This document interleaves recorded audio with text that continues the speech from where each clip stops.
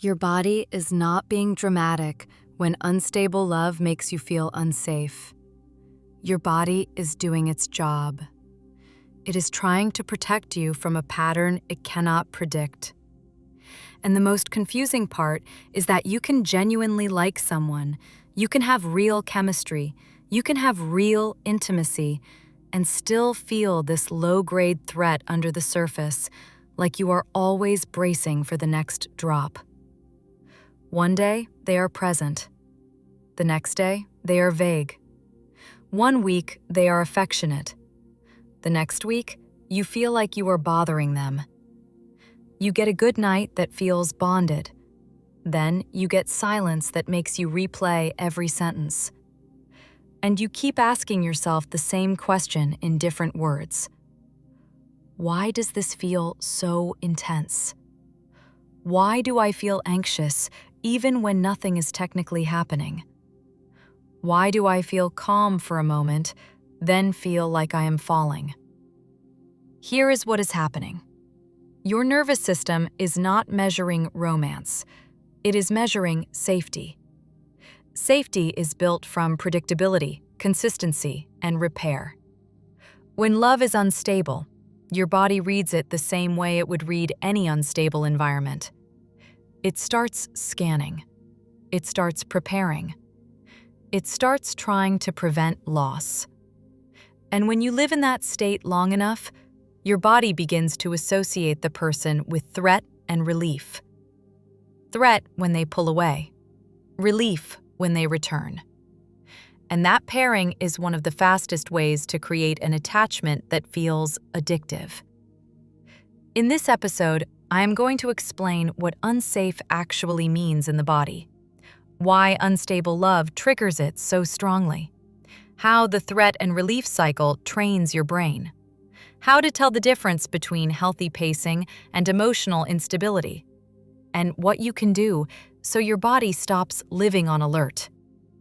If this kind of clarity helps your nervous system settle, subscribe. PsychBond is a daily decoder for psychology, relationships, and avoidant and anxious attachment patterns, so you stop guessing. Let us start with the simplest truth.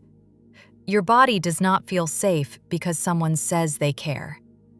Your body feels safe when it can predict access, predict tone, and predict repair. Predict access means you know whether they will be there. Predict tone means you know whether connection will be warm or cold without warning. Predict repair means you know what happens if something goes wrong. In stable love, you can relax because you do not have to constantly calculate. In unstable love, you do not know what version of them you are going to get. You do not know what the silence means. You do not know whether the closeness will cost you later. And that uncertainty forces your body into scanning mode. You scan for clues. You scan the timing of texts. You scan their voice. You scan their energy. You scan yourself to see what you did wrong. And here is the key. Even if your mind tells you to calm down, your body keeps scanning because it learned that shifts can happen without warning. If you have ever felt your stomach drop when your phone does not buzz back, that is not you being needy. That is your body anticipating threat based on pattern. If you have ever felt your chest tighten before you ask a simple question, that is not you being weak. That is your body remembering that questions can be punished. If you have ever felt relief wash over you when they finally respond, and then felt embarrassed that you were relieved, that is not you being irrational. That is your nervous system exiting threat. And the contrast between threat and relief is what makes the bond feel intense. Now, I want to slow this down so you can feel it clearly. When love is unstable, you live in a loop. Connection happens, your system settles, then distance happens, your system spikes. Then reconnection happens, your system floods with relief. Over time, your brain starts associating the person with the relief, not with the instability. Because relief feels like love when you have been stressed. This is why unstable love can feel more powerful than stable love. Stable love is calming. Unstable love is stimulating. It is high contrast. It is unpredictable.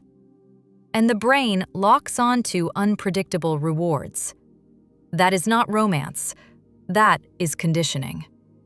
But the tricky part is that the feelings inside the relationship can still be real. The laughter can be real. The intimacy can be real. The care can be real. The problem is not whether they ever feel something. The problem is whether the relationship creates safety as a baseline. Your body needs baseline safety, not occasional warmth. Now let us talk about what unsafe actually means, because many people think unsafe means danger. It does not always.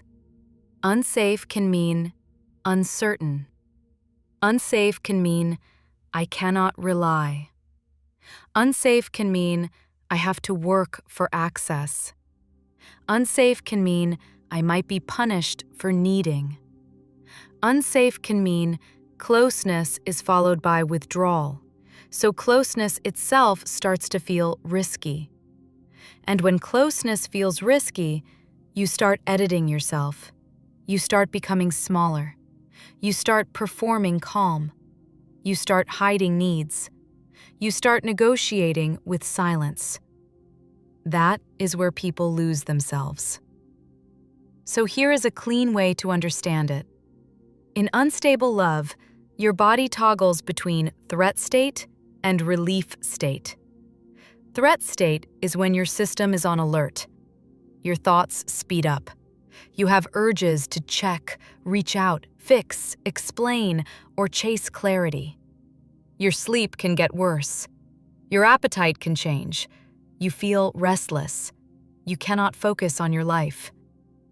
Relief state is when they return, when they are warm again, when the uncertainty temporarily disappears. In relief state, you feel calm. You feel connected. You feel hopeful. You feel like it is finally okay. The problem is that in unstable love, relief does not mean safety. Relief means the threat paused.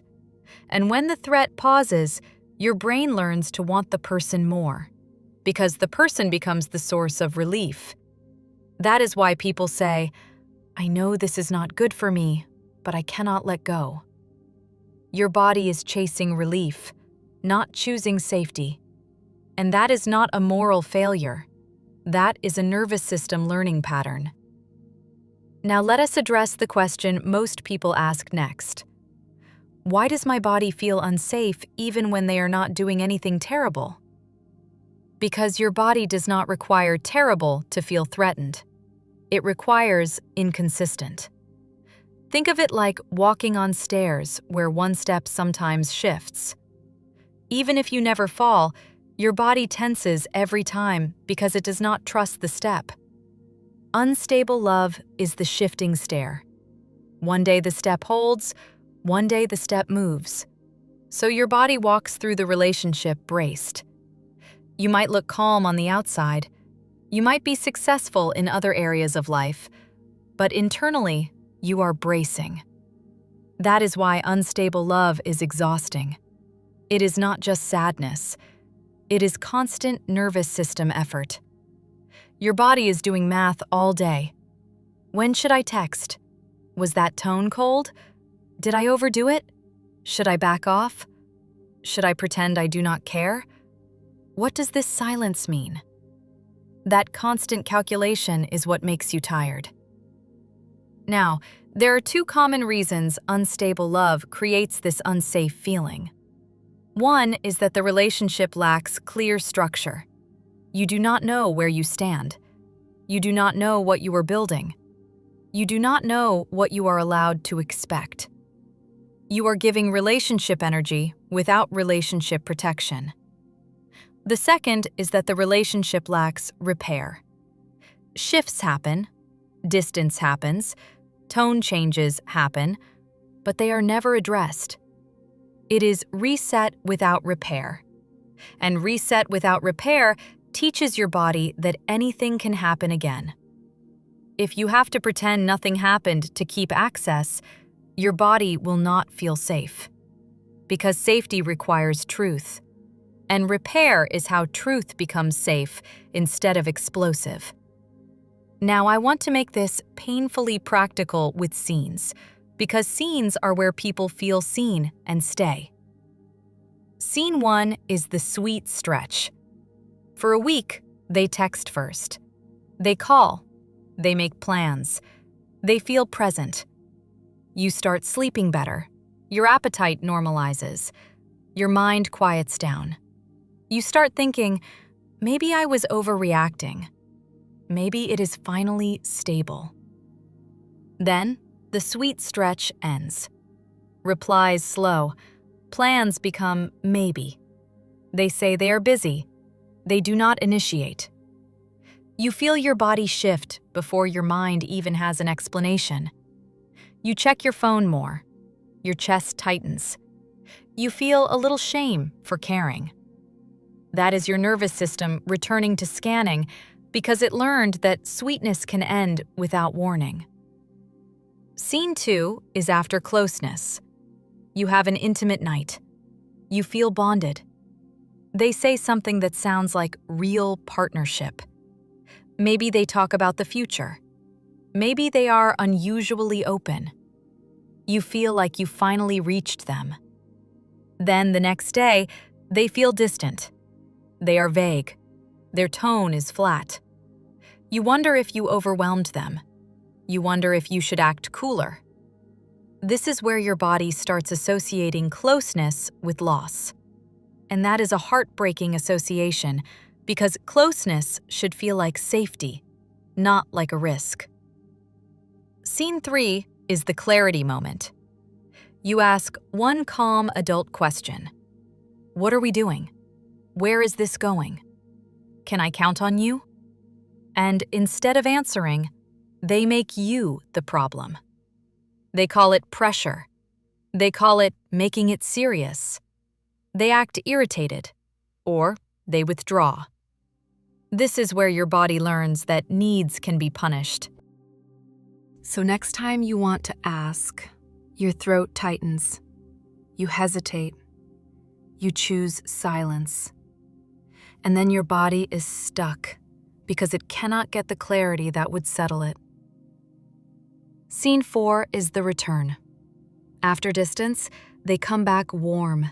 They text like nothing happened. They are affectionate. They are playful. Your body floods with relief. You want to reset because you are tired of feeling on edge. So you accept the reset. But because there is no repair, your body never fully relaxes. It stays halfway braced. And that is how you can be with someone and still feel alone. Because your body is carrying uncertainty by itself. Now, let us name what a lot of people secretly experience but do not say out loud. In unstable love, you start treating the person like a weather system. You stop feeling like you are relating to a steady human. You feel like you are tracking conditions. Is it safe to ask? Is it safe to be close? Is it safe to be honest? And when you start tracking conditions, you stop being you. You become a manager. You become a performer. You become someone who is always adjusting. That adjusting is not secure love. That adjusting is survival. Now, here is the part many people get wrong. Your nervous system does not calm down when you get more contact. It calms down when you get more predictability. More contact without predictability can increase the addiction because it creates more spikes and drops. More contact with structure is soothing. Structure means you know what happens next. It means there is a rhythm. It means there is a plan when space is needed. It means there is repair when something breaks. Unstable love often has contact without structure. That is why it can feel like a slot machine. You do not know when the next warm moment is coming, so you keep pulling for it. Now, let us separate healthy pacing from instability, because not every slow relationship is unsafe. Healthy pacing still has consistency. Healthy pacing still has respect. Healthy pacing still has clear intention. It might be slower, but it is steady. Instability is different. Instability has intensity without continuity. It has closeness without follow-through. It has affection that appears and disappears based on their comfort, not on mutual agreement. Healthy pacing feels calm, even if it is slow. Instability feels like you are always guessing. Your body knows the difference. If you find yourself obsessing, scanning, and bargaining, that is usually not healthy pacing. That is your body responding to inconsistency. Now, why do some people create instability? There are many reasons, and you do not need to demonize them. Some people are not ready for partnership but still want closeness. Some people get overwhelmed by intimacy and use distance to regulate. Some people want benefits without responsibility. Some people learned that love means intensity, not steadiness, so they recreate intensity. Some people have old hurt that makes them suspicious of dependence. And sometimes it is not conscious at all. Their body tightens, so they pull away. The reason matters less than the result. The result is that your nervous system is paying the bill. And if you are paying the bill, you must change something, because your body cannot be the relationship manager forever.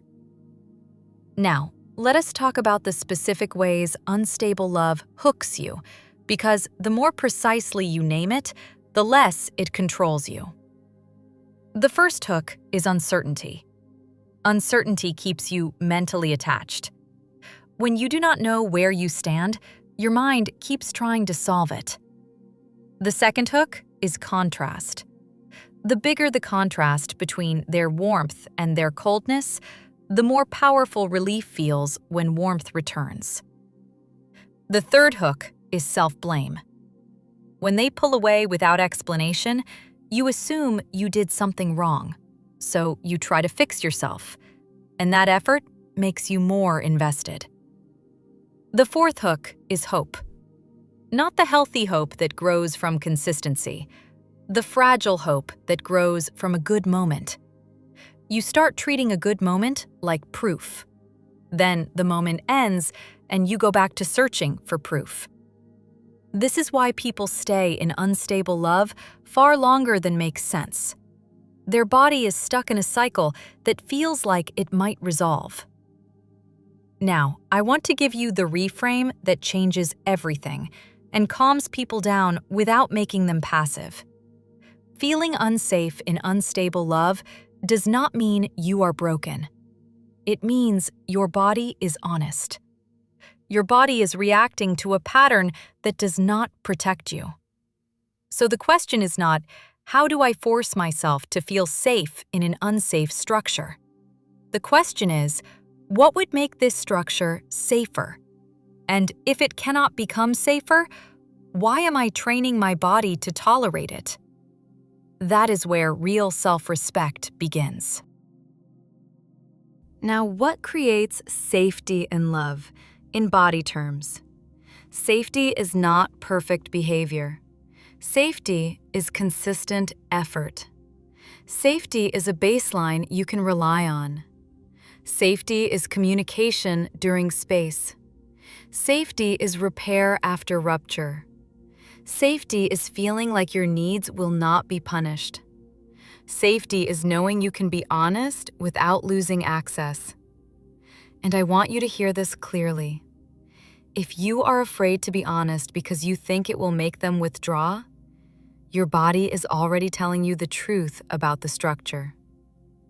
Now let us talk about repair, because repair is the nervous system currency of secure love. Repair tells your body, even if something goes wrong, we can return to safety. Without repair, your body stays braced. With repair, your body relaxes. Repair does not have to be a long, dramatic talk. Repair is a simple agreement about what happens next time. Repair sounds like, I got overwhelmed and I pulled back. I should have communicated. Next time, I will tell you I need a day, and I will check in tomorrow evening. Repair sounds like, when I feel flooded, I will not disappear. I will send a message and give you a return time. Repair sounds like, if we have friction, we will address it, not avoid it. When you hear those sentences and you see follow-through, your nervous system settles because it can predict the future. Now let us talk about what you can do in nervous system terms, not motivational terms. The goal is to stop training your body to accept unstable patterns. The first move is to stop negotiating with silence. When you chase during distance, you teach your body that it must chase to restore safety. That creates panic. Instead, you send one clean message that asks for structure, not reassurance. You say, I feel the distance. If you need space, that is fine. Please tell me when you will reconnect. Then you stop, not as a game, as a boundary that protects your nervous system. The second move is to require repair before full access returns. If they come back warm, do not punish them, but do not pretend. Warmth is not repair. You calmly say, I am glad you are here. Before we go back to normal, we need to talk about what happened and agree on what we do next time. If they can do that, your nervous system starts to trust. If they cannot do that, your nervous system gets clarity. The third move is to measure capacity, not chemistry. Chemistry is a spark. Capacity is the ability to hold a steady bond. Capacity looks like consistency, accountability, and repair. If someone cannot offer capacity, you do not fix it by being more loving. You fix it by stepping out of the unstable structure. Now I want to speak to the anxious listener who is thinking, but if I do not chase, we will lose it. That fear makes sense. Your body learned that distance means loss. But here is the reality. If the relationship only continues when you abandon yourself, you are not safe in it. You are surviving in it. You are keeping it alive with your nervous system. That is not love. That is labor. And the goal is not to win their consistency. The goal is to live in a bond that does not require you to collapse your needs. When you stop negotiating with instability, two things happen. A person with capacity adjusts. A person without capacity disappears. Both outcomes protect you. Because what you are really looking for is not a person who can be warm sometimes. You are looking for safety. Now, there is a subtle pattern that makes people feel ashamed. You might notice you feel calmer with someone consistent, but also less obsessed. Then, with the unstable person, you feel obsessed. That can trick you into thinking the unstable person is your soulmate. No. Obsession is often a threat response, not a love response. Calm can feel unfamiliar if you grew up around unpredictability, or if you have been trained by past relationships to equate intensity with love. Your body might mistake calm for boring at first. That does not mean calm is wrong. It means your nervous system is recalibrating. This is why some people leave stable partners and go back to unstable love. They are not chasing love. They are chasing the nervous system stimulation they recognize. That is a pattern, and patterns can change. Now I want to give you a moment-by-moment guide for the exact situation that hijacks people. You send a text, they do not respond. Your mind starts writing a story. Your body tightens. Here is what you do instead of spiraling. You name the sensation in plain words. My chest is tight. My stomach dropped. My mind is racing. Then you name what it means. This is my body responding to uncertainty. Then you stop making it personal. The silence is data, not a verdict. Then you choose one action that protects you. Either you send one structure message or you do not send anything at all. But you do not chase. And then you return to your life for a set window of time. You do not sit inside the gap. You go do something that brings your system down. A walk, a shower, food, a task, a call with a friend.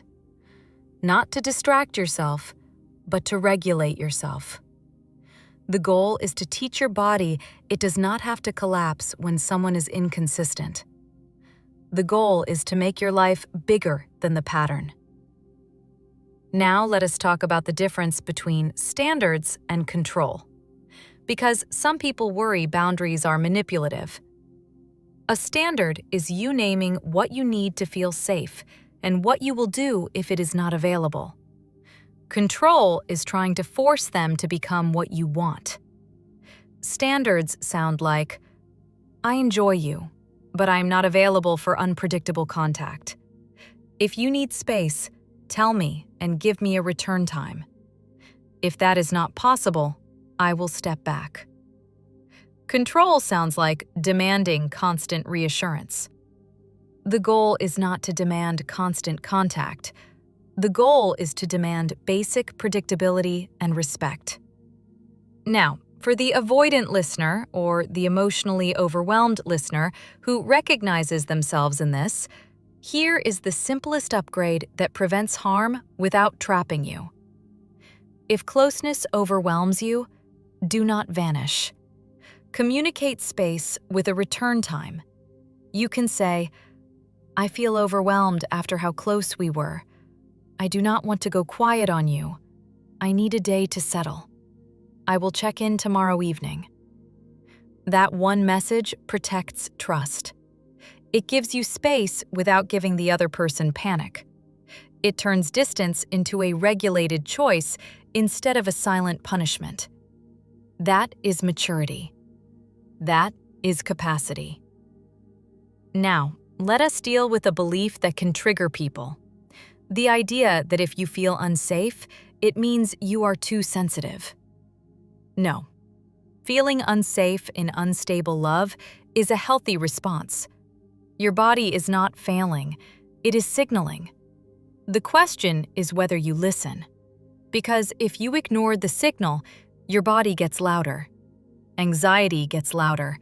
Rumination gets louder. Hyperfocus gets louder. The louder is not weakness. It is the signal being ignored. So your job is not to shame yourself into calm. Your job is to build a structure where calm is possible. That can be through a better relationship or through stepping away from a relationship shape that keeps your body on alert. Now, I want you to leave with a clean decision tool. Ask yourself, do I feel calmer as time goes on with this person, or do I feel more activated? In stable love, your body usually settles over time. In unstable love, your body becomes more sensitive over time. The first month might feel thrilling. The third month feels anxious. The sixth month feels exhausting. That trend matters. Another question is, do I feel safe asking for clarity, or do I feel I must be careful to avoid being punished? If you must be careful, your body is telling you the truth. Another question is, when there is a rupture, do we repair Or do we reset without talking? If it is reset without repair, your body will not feel safe because nothing is ever resolved. It is only paused. Now, let us address a common fear. People worry that if they ask for structure, they will push the other person away. But here is the nervous system truth. If a relationship can only survive when you stay unclear, it is not a secure bond. It is a bond built on you lowering your needs. And a bond built on you lowering your needs will always feel unsafe in your body because part of you knows you are not fully allowed to exist. So asking for structure is not sabotage. It is a test of compatibility. A person with capacity might feel nervous, but they can stay present. They can talk. They can compromise. They can repair. A person without capacity will frame your need as the problem. They will blame. They will withdraw. That answer saves you time. Now, let us end with the reframe that protects your whole dating life. You are not trying to eliminate all anxiety. You are trying to stop living in a relationship that produces it. Your body feels unsafe in unstable love because unstable love is unsafe to the nervous system. It is not safe to constantly wonder if you will be dropped. It is not safe to receive warmth that disappears without explanation. It is not safe to have closeness followed by withdrawal that you must ignore to keep access. That is not a stable environment. So, if you want your body to feel safe, the answer is not to become more chill. The answer is to become more clear. Clear about what you need. Clear about what you will accept. Clear about whether the relationship can offer repair. Clear about whether the person has capacity. Because your nervous system settles with clarity. Even hard clarity is more regulating than endless uncertainty. The goal is not to be chosen in a moment. The goal is to be held in a structure. The goal is not intense love that spikes and drops. The goal is steady love that your body can trust. And if someone cannot offer that, it does not mean they are evil. It means your body is asking you to stop paying for connection with anxiety. It is asking you to choose a relationship shape that allows you to breathe. Welcome to Psych Bond. You're safe here.